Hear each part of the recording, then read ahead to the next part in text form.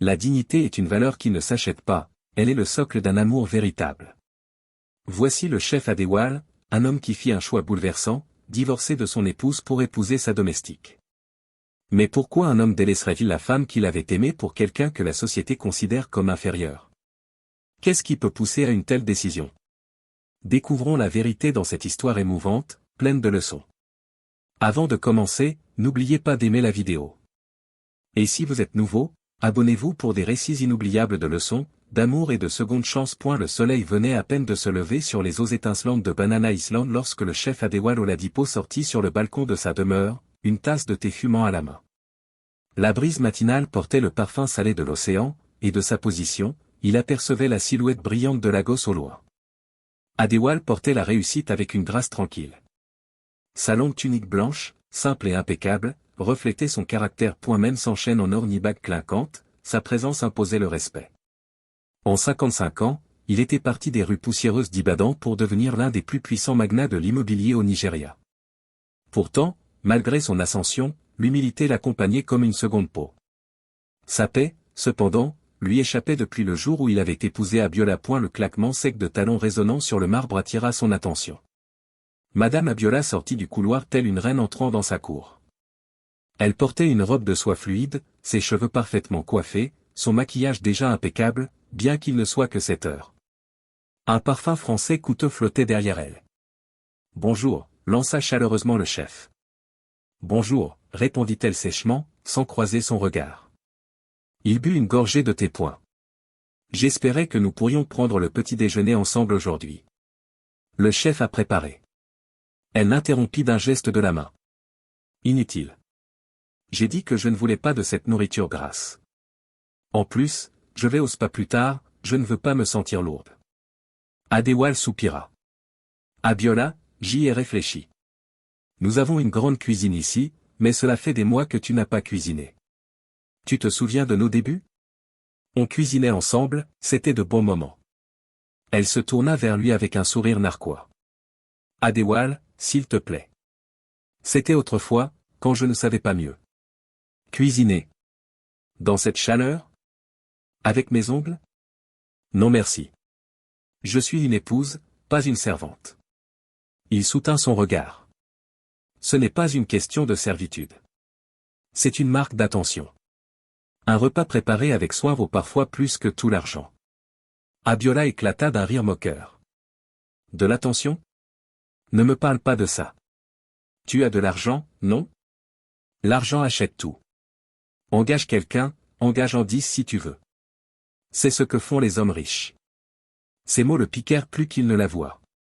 Il avait toujours cru que l'amour vivait dans les détails, un repas partagé, un éclat de rire, une caresse tendre. Mais Abiola méprisait tout cela. Je n'ai rien contre l'aide, dit-il doucement. Mais l'humilité d'une femme est une part de sa beauté.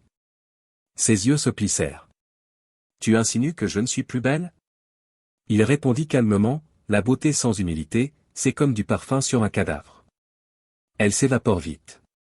Sa bouche s'ouvrit, et un silence tendu envahit la pièce. Tu sais quoi, Adewale, lança-t-elle brusquement. Si tu voulais une villageoise qui sue en cuisine, tu aurais dû en épouser une. Le chef détourna son regard vers l'eau qui ondulait derrière les murs du domaine. Un silence lourd s'installa. Au loin, un bateau de pêche flottait paresseusement, ses marins jetant leurs filets avec des gestes assurés. Adewale enviait la simplicité de cette vie. Pas de faste, pas d'orgueil, seulement un labeur honnête et la paix. Abiola, pourtant, n'en avait pas fini. Et qu'on soit clair, reprit-elle, la voix plus forte. Je ne lèverai pas un doigt ici, sauf pour composer un numéro ou ouvrir mon sac. Si tu veux que les choses soient faites, prends une domestique, un cuisinier et une femme de ménage. Mieux encore, engage aussi un chauffeur pour moi. Je n'ai pas envie de me fatiguer sur la route. Le chef Adewale l'observa attentivement, cherchant en vain un éclat de la femme souriante qu'il avait jadis aimée. Mais il ne voyait plus qu'une personne rongée par la vanité et l'arrogance. Très bien, dit-il enfin, d'un ton bas et maîtrisé. J'engagerai une domestique. Elle sourit avec triomphe, prenant sa reddition pour de la faiblesse. Bien. Et assure-toi qu'elle soit compétente. Je n'ai pas envie de me répéter. Il hocha la tête et passa devant elle. En surface, il semblait céder à ses exigences. Mais au fond de son cœur, une tempête grondait, et cette décision allait marquer le début d'un changement qu'aucun des deux n'aurait imaginé. Cette nuit-là, bien après qu'Abiola se fût endormi, le chef Adéwal resta seul dans son bureau. Le tic-tac de l'horloge résonnait dans le silence. Il songeait à sa mère disparue, une villageoise simple qui lui avait appris que le respect est la base de l'amour. Il se souvenait de ces mots, un mariage sans respect dévorera taper comme les termites dévorent le bois. Et bien qu'il ne le sût pas encore, la domestique qu'il s'apprêtait à engager allait mettre à l'épreuve tout ce qu'il croyait savoir sur la loyauté, la bonté et l'amour. 2 semaines après ce matin tendu sur le balcon, le manoir d'Adéwalé paraissait étrangement calme sous le soleil brûlant de Lagos. Le portail s'ouvrit, laissant entrer une jeune femme mince, portant un sac, Ghana Must Go, délavé, presque plus grand qu'elle. Elle s'appelait Chidama Okafor. Elle n'avait que 22 ans, mais ses yeux semblaient avoir traversé bien plus d'années. Ses cheveux étaient noués sous un foulard simple, sa peau sombre brillait sous la chaleur, et sa robe, propre mais usée, trahissait sa pauvreté. Le voyage de Chidama vers Lagos avait été long et pénible. Dans son petit village d'Enugu, elle était l'aînée d'un modeste récolteur de vin de palme, le dos courbé par des années à grimper aux arbres. Sa mère, Mama Ifeoma, était clouée au lit par une maladie persistante que les herbes locales ne soulageaient plus. Chidama avait accepté ce travail à Lagos non par envie, mais par nécessité. Chaque Nera servirait aux médicaments, à la nourriture et peut-être un jour à l'hôpital qui sauverait sa mère. Le gardien la conduisit dans le vaste salon au sol de marbre, dont la fraîcheur glacée la fit frissonner. La pièce immense ressemblait à un autre monde comparé à sa maison de terre battue. D'un côté, le chef Adéwal, vêtu d'une longue tunique bleu ciel soigneusement repassée, tapait sur son ordinateur. De l'autre, allongée élégamment sur un canapé en cuir, se tenait Madame Abiola, son téléphone à la main, les ongles dorés et le visage froid. Le gardien s'éclaircit la gorge. « Monsieur, voici la nouvelle domestique. » Chidama s'inclina légèrement.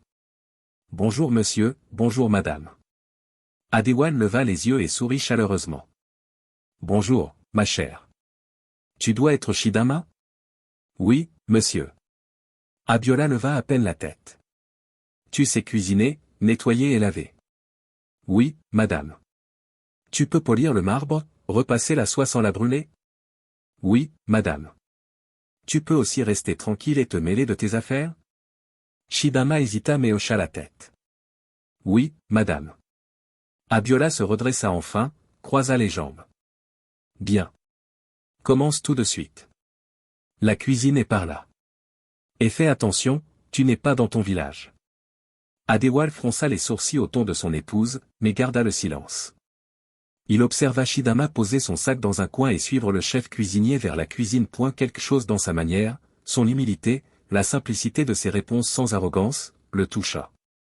En quelques heures, Chidama commença à prouver sa valeur. Elle se mouvait comme si toute sa vie l'avait préparée à ce rôle. À midi, elle avait nettoyé la vaste salle à manger jusqu'à ce que la grande table en acajou brille comme du verre. À 2 heures, elle avait préparé une marmite de riche soupe à l'aiguisie, dont l'arôme parfumait tout le manoir.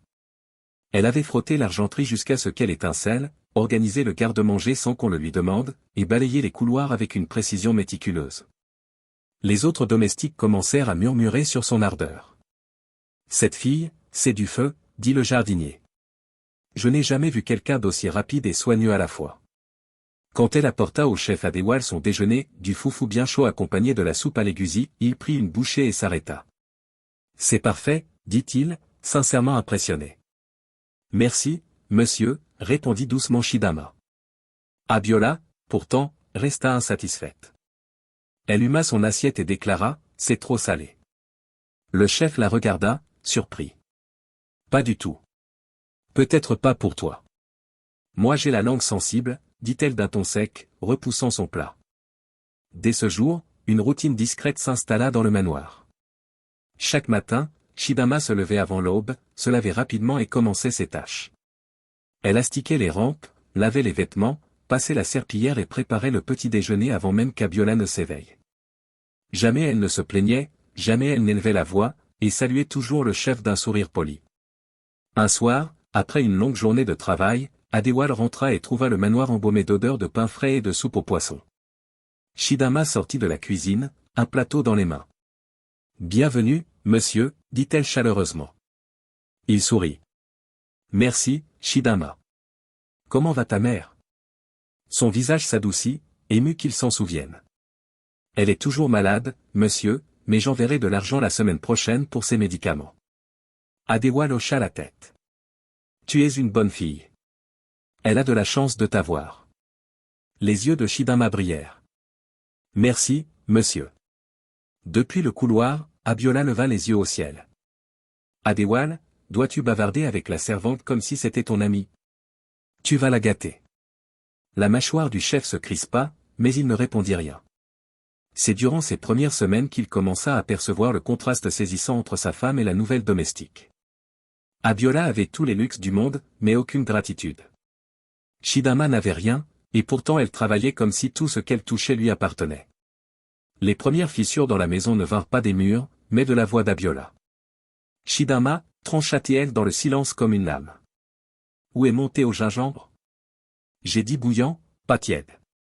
Chidama accourut depuis la cuisine, ses pas mesurés sur le marbre, une tasse fumante entre les mains. Je suis désolé, madame. La bouilloire n'avait pas fini. Tu contestes maintenant, siffla Abiola, les yeux flamboyants. Pose ça et par avant de tout renverser. Franchement, le village se lit toujours sur ton visage. Adewale leva les yeux de son journal, fronçant les sourcils. Abiola, elle fait de son mieux. Le sourire de son épouse se fit glacial. Et toi, tu connais soudainement la température du thé? Chidama posa la tasse, les doigts tremblants, puis recula.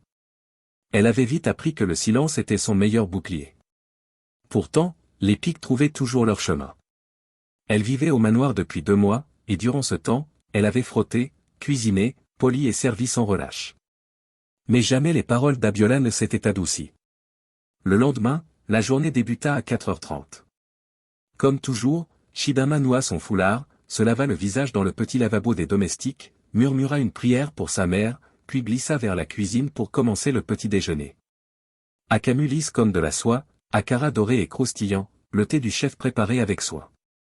À 6h, la maison vibrait du ronron des générateurs et du roulement lointain de l'océan. À 7h, Abiola entra, ouragan en satin. Ma robe en soie, dit-elle sans saluer. Je t'avais dit de la repasser à la vapeur. Elle est prête, madame, répondit Chidama en la conduisant au dressing. La robe pendait impeccable sur le cintre, sans un pli. Abiola l'arracha, l'inspecta, puis soupira théâtralement. Ta notion de prêt est-elle la même qu'à Enugu? Regarde ça. Elle montra une ombre invisible. Recommence. Chidama avala sa salive. Oui, madame. Adewale, passant par là, s'arrêta. Abiola, elle est très bien. Mais elle n'est pas parfaite, répliqua-t-elle en relevant le menton. Dans cette maison, on ne se contente pas du bien. Son regard se fixa sur Chidama. Et baisse les yeux quand je te parle. Ai-je l'air de ton égal? Non, madame, murmura Chidama. À midi, tout le personnel savait déjà que la journée serait orageuse. Le jardinier traîna dehors plus longtemps, le cuisinier s'acharna sur ses oignons. Seul Adewale circulait avec un calme volontaire, comme si sa tranquillité pouvait apaiser la poussière. Mais non. Au déjeuner, Abiola repoussa son assiette après une bouchée. Trop gras. Le chef goûta la même soupe de poisson séché et acquiesça. Elle est excellente. Merci, Chidama. Ses yeux se réchauffèrent. Merci, monsieur. Abiola remarqua ce regard et le brisa d'un sourire glacial. Évidemment que tu trouves ça bon. Tant qu'elle l'a préparé, c'est parfait. Dis-moi, Adewale, la soupe est-elle plus douce quand la cuisinière te sourit? Le silence tomba avec lourdeur. Les joues de Chidama s'empourprèrent. Elle baissa la tête. Ça suffit, dit Adewale d'une voix égale. Ne sois pas insultante. Insultante, répliqua Abiola. Félicia éclata d'un rire vif et tranchant. Je pose juste des questions. Les gens parlent. Tu devrais entendre ce que le chauffeur a dit. Félicia, prévint le chef, nous ne diffamerons pas le personnel dans cette maison. Les yeux de Félicia brillèrent. Ah, donc maintenant tu la protèges contre moi. Ce soir-là, la tempête se transforma en grêle. Félicia appela Amara 3 fois en 2 minutes. De l'eau, un châle, un chargeur. Quand Amara arriva avec le chargeur, Félicia le lui arracha des mains, laissant le câble du téléphone cingler les jointures de la jeune fille. Qu'est-ce qui t'a pris autant de temps? J'éteignais le four, Ma. Est-ce que j'ai demandé ton explication? La prochaine fois, apprends à courir. Amara s'inclina. Oui, Ma. Bien. Maintenant débarrasse ces assiettes et relave-les. J'ai senti du savon. Elles ont déjà été rincées 2 fois, Ma. Le sourire de Félicia fut du sucre sur de l'acier. Alors rince-les 3 fois. Ou c'est trop difficile pour des mains de village de savoir compter. Les assiettes étaient en train d'être relavées lorsque l'accident se produisit. Un verre glissa, éclata sur le sol en une étoile vive et accusatrice. La cuisine devint silencieuse. Félicia apparut à la porte comme convoquée par le bruit. Oh, merveilleux! Tu casses maintenant le service de table? Ce verre est du baccarat. Tu sais ce que ça veut dire? Il coûte plus cher que l'arbre à vin de palme de ton père. Amara baissa la tête. Je suis désolé, Ma, murmura-t-elle en ramassant les éclats avec une serviette. Le chef s'interposa. Félicia, assez. C'était un accident. La bouche de Félicia se crispa. Tu dis toujours ça. Un jour tu te réveilleras et tu comprendras que les accidents coûtent cher. Cette nuit-là, Amara pleura doucement dans son oreiller. Le cuisinier frappa une fois au couloir des domestiques, laissant une petite assiette de riz à sa porte. Mange, Henna, appela-t-il doucement. Tu as trop travaillé aujourd'hui. Merci, murmura-t-elle et s'assit sur le sol pour manger. Le riz avait le goût de quelqu'un qui se souvenait de son humanité. Les jours suivants trouvèrent de nouvelles façons de la meurtrir. Un collier disparut. Une fine chaîne en or que Félicia affirmait avoir laissée sur sa coiffeuse. Elle convoqua le personnel et fit les 100 pas devant eux comme une procureure. Depuis que je l'ai posée là, je n'y ai pas touché. Alors lequel d'entre vous a cru pouvoir porter la chaîne de Félicia au Okafor et l'offrir à son petit ami? Personne ne parla. Amara, susurra Félicia en se tournant. Tu as nettoyé la chambre hier, n'est-ce pas? Oui, Ma. Et aujourd'hui? Oui, Ma. Félicia s'approcha, son parfum rendant l'air doux et amer. Alors si je ne la trouve pas, je supposerai que tu l'as prise. Tu comprends? La voix d'Amara trembla. Je n'y ai pas touché, Ma. Nous verrons. Le chef entra à mi-chemin, lut la scène et dit calmement. Je t'ai acheté une nouvelle chaîne le mois dernier, Félicia. Peut-être qu'elle est avec les autres. Tu crois que je ne sais pas compter, claqua-t-elle. Puis, dans un remue-ménage de tiroirs et de foulards de soie, la chaîne apparut enroulée dans une pochette à bijoux, exactement là où elle devait être. Félicia ne s'excusa pas. La prochaine fois, range-les correctement, dit-elle à Amara comme si la jeune fille l'avait déplacée elle-même, comme si la vérité était élastique. Plus tard, le chef trouva Amara en train d'essuyer les rampes du couloir avec une concentration inutile. Ça va? Demanda-t-il doucement. Elle hocha la tête trop vite. Oui, monsieur. Il baissa la voix. Si jamais c'est trop, dis-le-moi. Les larmes montèrent, mais elle les refoula. Je vais gérer. Les punitions de Félicia devinrent plus inventives. Elle envoya Amara monter et descendre les 3 étages du manoir pour un foulard qu'elle ne portait pas. Elle la fit renettoyer un sol parce qu'une feuille était entrée du jardin. Elle renvoya des repas pour 2 degrés de différence avec sa définition du « chaud ». Elle insista pour que l'argenterie soit polie 2 fois par jour, pour que la maison reflète ma norme.